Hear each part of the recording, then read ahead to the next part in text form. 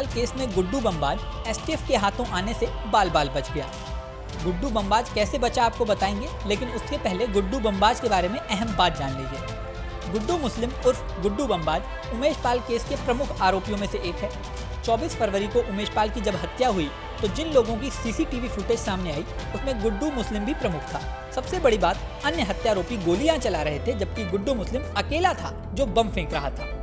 गुड्डू मुस्लिम school के समय से ही अपराध जगत में आ गया था और उसी समय से वह बम बनाने में भी माहिर हो गया था। अतीक के गैंग से जुड़ने से पहले वह यूपी में आतंक के पर्याय रहे श्री प्रकाश शुक्ला और उसके बाद परवेश टाडा के गैंग में भी शामिल रहा था। परवेश टाडा के एनकाउंटर के बाद अतीक अहमद के गैंग में वह शामिल हो गया। अब उमेश पाल हत्याकांड में गुड्डू मुस्लिम प्रमुख आरोपियों में शामिल है। इस केस में जिन लोगों के ऊपर 5 लाख रुपए इनाम रखा गया है उनमें गुड्डू मुस्लिम भी एक है। पुलिस की एक टीम उसकी तलाश में नेपाल तक जाकर खोजबीन कर चुकी है। वहीं अब ये बात भी सामने आई है कि गुड्डू मुस्लिम मेरठ में ही छुपा हुआ था। मीडिया रिपोर्ट में यह दावा किया गया है कि गुड्डू मुस्लिम मेरठ में छिपा था।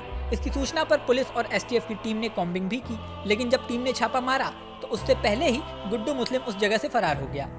ऐसे में गुड्डू मुस्लिम पुलिस के हत्थे चढ़ने से बाल बाल बच गया। हालांकि पुलिस सूत्रों का दावा है कि गुड्डू मुस्लिम अभी भी पश्चिमी यूपी में कहीं छिपा हो सकता है।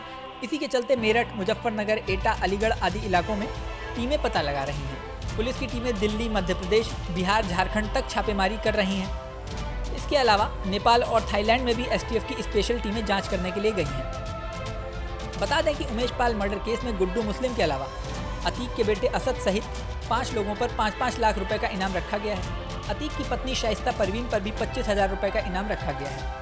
इस केस में अभी तक 2 एनकाउंटर भी हो चुके हैं। पहला एनकाउंटर 27 फरवरी को हुआ था जिसमें अरबाज की मौत हो गई थी। इसके बाद 6 मार्च को दूसरा एनकाउंटर हुआ था जिसमें विजय उर्फ उस्मान की मौत हो गई थी। इसके अलावा सदाकत सहित कुछ लोगों को पुलिस ने गिरफ्तार भी किया था। गौरतलब है कि 24 फरवरी को प्रयागराज में उमेश पाल की हत्या हो गई थी।